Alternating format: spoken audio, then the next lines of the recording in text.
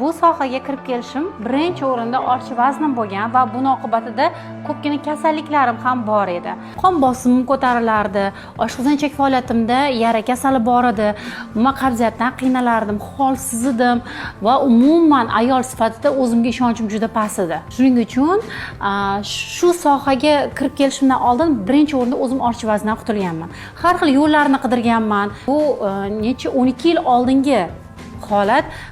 Ijtimoiy tarmoqlarda informatsiya, ya'ni ma'lumot yo'q edi. Har xil klublar bor edi, har xil mahsulotlarni sotishardi, dori vositalarini sotishardi, lekin men ularga negativ qarardim, chunki o'zimni yaqinim, katta opam shunaqa tarmoqli marketingga a'zo bo'lib, u yerda o'sha batlarni, har xil tekshiruvga o'tmagan preparatlarni iste'mol qilib, onkologiya kasalidan bu olamdan ko'z yumganlar 3 ta jajjigina farzandlari qolgan va shuning uchun men eng to'g'ri yo'lni tanlayman deb o'zimga xulosa chiqarganman. Hech qanaqa tarmoqli marketinglarga ishonmagan holda o'zim ilm ustida izlanishni boshladim va shaxsan o'zim Ukrainada nutritsiolog, dietolog Nadejda Mazepa degan ustozimni topganman va ular bilan qadamma-qadam dietologiya sohasiga kirib kelganman.